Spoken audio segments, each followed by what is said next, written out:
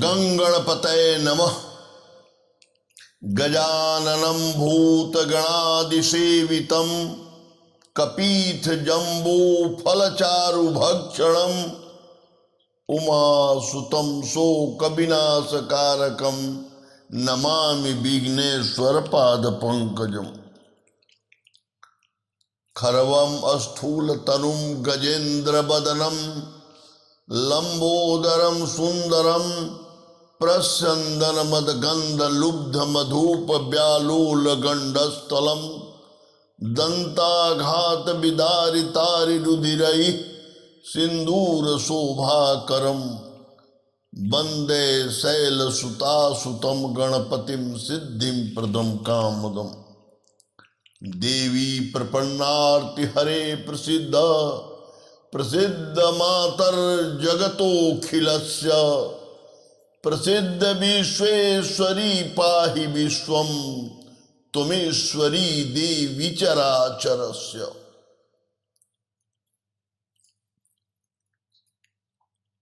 पिछले बार मैं आप लोगों के बीच में रुद्राक्ष के ऊपर प्रकाश डाल रहा था। रुद्राक्ष के विषय में कुछ भी कहा जाए, उसके गुणों की कुछ भी वर्णन किया जाए, वो बहुत ही कम है या बहुत ही कम होगा, क्योंकि शिव के बारे में क्या वर्णन किया जा सकता है, शिव की में क्या क्या गुण है और शिव से क्या लाभ हो सकता है, इसके ऊपर किसी व्यक्ति की वर्णन करना बस की बात नहीं। अपनी अपनी अनुभव लोग व्यक्त कर सकते हैं और रुद्राक्ष उस शिव से ही उत्पन्न हुआ, यानी रुद्राक्ष में शिव का अंश है, शिव का ही वो स्वरूप है, जिसमें लगभग 10 मुखी रुद्राक्ष तक का महत्व, देवता और ग्रह शांति, किन ग्रहों में उसका लाभ लिया जाए, इसको मैंने बता दिया था। आज मैं आपको एकादश मुखी रुद्राक्ष के विषय में बताने जा रहा हूं। अब इसमें विद्वानों में एक मत नहीं है, कई मत है, आप ये जान लें। वैसे एकादश मुख के विषय में या उसके देवता विष्णु को भी माना जाता है, इसके देवता कामदेव को भी कहा जाता है। साथ ही ग्रहों में चंद्रमा इसके पूर्ण कारक होते हैं। अब देखिए, चंद्रमा भगवान शिव के मस्तक पर रहते हैं, चंद्रमा शीतलता प्रदान करते हैं।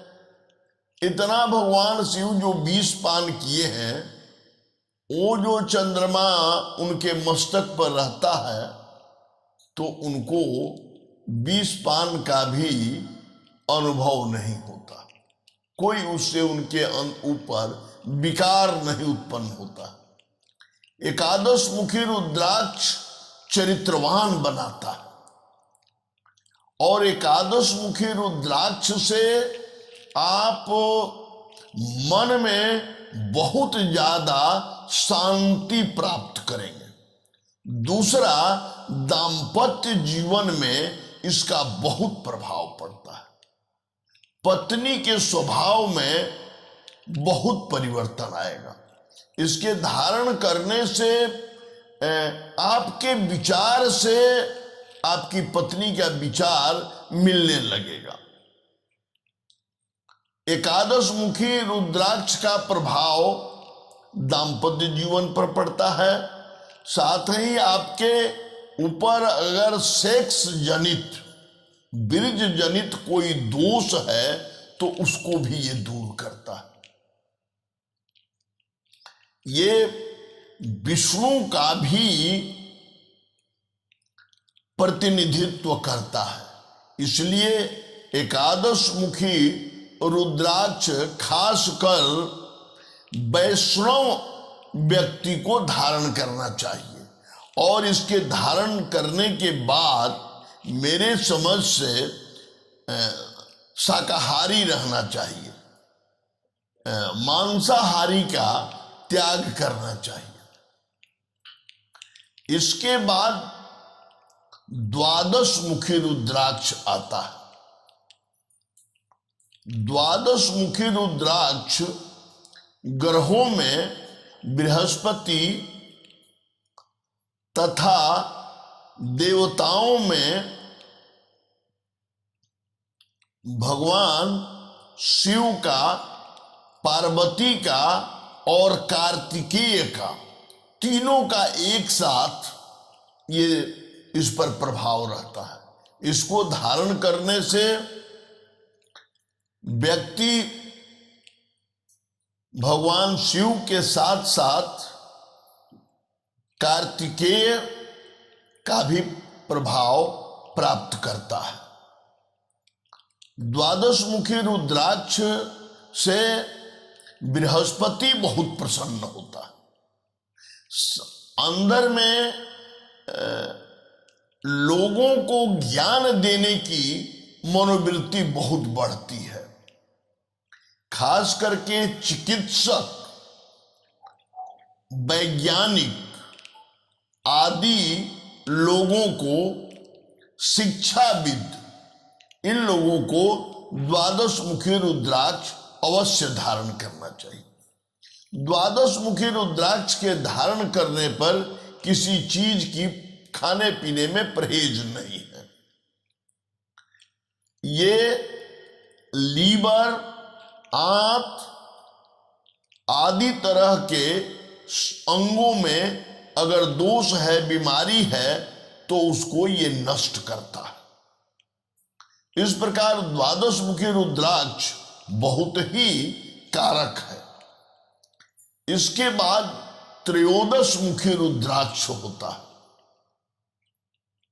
यह रुद्राक्ष बहुत ही लाभदायक होता है। इसमें ग्रहों में राहु का प्रभाव पूर्ण रूप से समाप्त करने की क्षमता होती है। साथ ही क्रोध, बदले की भावना तथा चोट चपेट आदि से यह रक्षा करता है। ऑपरेशन, शॉर्ट टेम्पर तथा आदि प्रकार के पारिवारिक दोष से भी ये लाभ पहुंचाता है। परिवार में भाइयों के बीच अगर अनबन हो, परिवार में, अपने परिवार में मिसअंडरस्टैंडिंग हो, उसे भी ये दूर करता है। बेवजह कलह हो, उसे भी ये दूर करता है। इस प्रकार इसका महत्व बहुत ही है। और 13 मुखी रुद्राक्ष में एक तरह से काली की, मां भगवती में विशेषकर काली की प्रभाव बहुत देखा गया है। 13 मुखी रुद्राक्ष से काली की प्रसन्नता होती है। जिसको मां काली की आराधना करना है, मां काली की कृपा पाना है, उसे यह धारण करना चाहिए। 14 मुखी रुद्राक्ष बड़ा ही महत्व का, यह भगवान शिव का अमोघ फल है।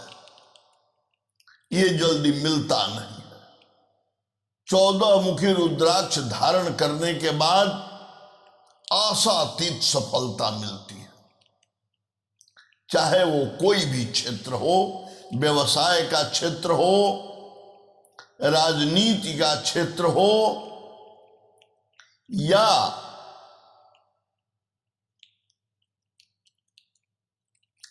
आप युद्ध में सफलता चाहते हो, किसी भी प्रकार की कार्य में सफलता में 14 मुखी रुद्राक्ष बहुत ही कारक होता है।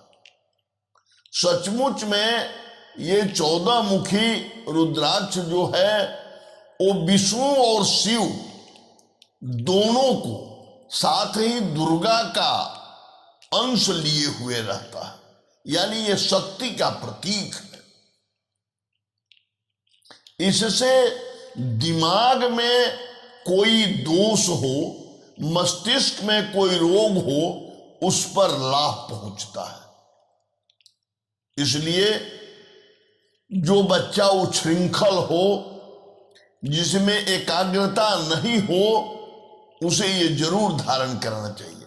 तथा बचपन में जो बालारिष्ट होता है, बालारिष्ट से जो बच्चा ग्रसित हो, उसे भी 14 मुखी रुद्राक्ष धारण कराना चाहिए। इसके बाद 15 मुखी रुद्राक्ष का नंबर आता है, जो महालक्ष्मी का प्रतिनिधित्व करता है पूर्ण रूप से। यह व्यवसायी वर्ग के लिए बड़ा ही कारक है। 15 मुखी रुद्राक्ष खासकर मां लक्ष्मी की प्रसन्नता के लिए, अगर इसका 6 दाना कोई एक साथ पहने तो अद्भुत लाभ होगा। उसको अपने व्यवसाय में, अपने कर्म क्षेत्र में मां लक्ष्मी की प्रसन्नता समझिए कि भगवान विष्णु की प्रसन्नता, और जिस पर लक्ष्मी की कृपा हो गई उसे क्या कहना है।